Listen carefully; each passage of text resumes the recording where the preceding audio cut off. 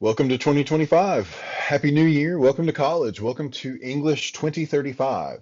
This course is Intro to Fiction. My name is Mike Murphy. I'm a professor with the English department here at the college. Welcome. If I assume this isn't anybody's first go around, considering this is a sophomore level course, I'm going to take it as read up front that you kind of are familiar enough with Brightspace to look find your way around the content that is posted. As of right now, as I'm sure many of you have noticed, content on Brightspace is pretty sparse, and I'll just be upfront about the reason why. This is the first time I've ever taught this course, and it was kind of given to me as sort of last minute because another course of mine has gotten canceled, and so I am rapidly and frantically trying to build this course as we go. That is not to say that that this course and its content is anything that's out of my wheelhouse. I'm actually very excited to give this a shot and to just talk with you about one of the things that I've all my life really kind of loved to do, which is just read a good story, read a story, think about it, ponder it, and then figure out the best way to approach writing about stories as well. That is the essential task before us this semester. Um, if you're in this course, you passed some version of English 1020, which of course was the second composition course, more focused on literature. So a lot of this may seem familiar because there is a fiction. I mean, technically the whole course more or less covers fiction, unless you count poetry as something other, of course, but it is essentially the fiction portion of that course blown up to a whole class worth of material, and therefore we'll do a lot of what we did in English 1020, but just a deeper and more specific version of it. If you take a look at the syllabus, which contains an outline of how the semester is more or less going to go, that is essentially the structure that we'll follow. We'll start with just basic elements of fiction. We'll move from that into certain elements of how to approach from the standpoint of a reader, how to what's the role of a critic. We'll deal with short stories. We'll deal with novels. We're more or less just going to have a good time this semester reading and then writing about what we've read. The way that I tend to do an online course is that on Monday, you can expect to see an announcement containing a list of all the assignments and links to any readings. There will typically be a quiz accompanying anything that we've read in class, and then a discussion post or two, kind of deep diving into some of the more specific concepts that we're dealing with this semester. So I'm looking forward to it. I always have a good time, going through some of my favorite stories and repurposing them for a new purpose. If you are, you may see some material that you've seen before. You may read a story that you've had to read before, maybe very recently.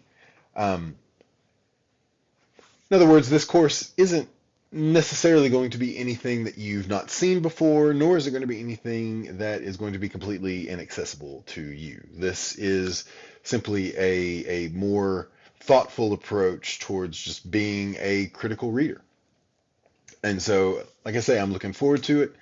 As such, because I'm building the course as we go, I am not requiring the purchase of the 2035 textbook, which I believe is called The Story and Its Writer. You do not need to purchase that textbook. I am going to provide any notes and any readings that I want you to have and to deal with. I'm going to be providing those as we go.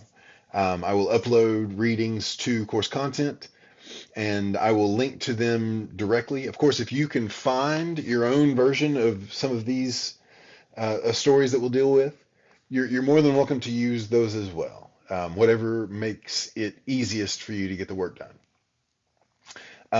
For week one, however, this is just introductory. I am assuming that many of you have taken an online course before, but that is perhaps an unfair assumption. This could be somebody or everybody's first time taking an entirely online course. And so week one is simply about kind of getting you familiar with Brightspace, familiar with its functions, and to kind of get you in the rhythm that we'll try to that we'll use to carry us throughout the next 15 weeks or so.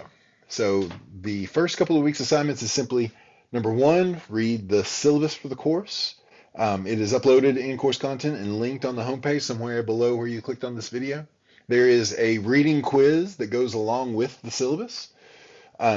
Reading quizzes, I'll go ahead and say you get 2 shots on each quiz. If you struggle taking it the first time, or even if you do perfectly fine, but you're a perfectionist or just want to get that extra point or so, feel free to take the quiz again. Whichever grade you score the highest, that will be the grade that you receive for the quiz. When you take the quiz the first time, it should show you any questions that you missed so that you will know specifically what to focus on. The other thing is discussion post. And discussion post will be more or less how you as students engage with each other throughout the class. The first discussion post is, as you might expect for week one, just kind of basic introductory stuff. You know, who are you, where are you from, and what are you hoping to get out of this course, very broadly speaking. The prompt will be much more specific and much more detailed. Everything, again, is linked underneath this video in the homepage of the course. You can expect over the course of the next few weeks that on Monday I will post an announcement that contains a list of all the assignments and links to any readings that I would like for you to have. And then perhaps on Tuesday I will post a video such as this that goes into a little bit more specific detail about concepts or approaches that we're taking, and try to provide a little bit more of a nuance to the work that we're doing. If at any point throughout the course of the semester you have questions for me, please don't ever hesitate to reach out. The easiest way to get in touch with me in an online format is email, and my email is jmmurphy@pstcc.edu. I generally prefer regular college webmail as opposed to the Brightspace sort of in-house messaging system for a wide variety of reasons. But either way, if you try to reach out to me, I'll try to get back to you as quickly as I can.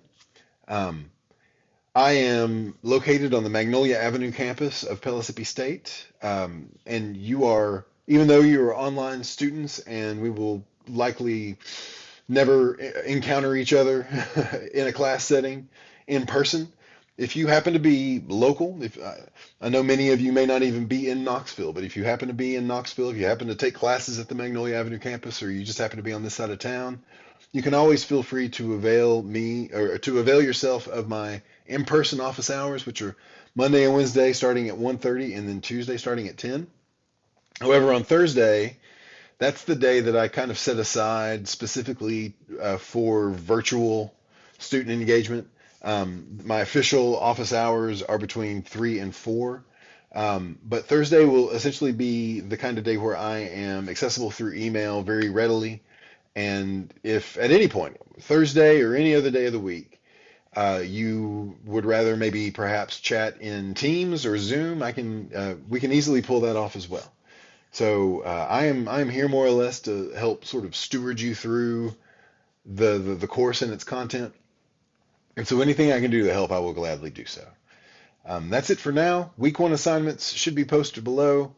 More content, lots more content is on its way. So just stay tuned. Check in on Monday for the first week's assignments and readings. Let me know if I can be of help in the meantime.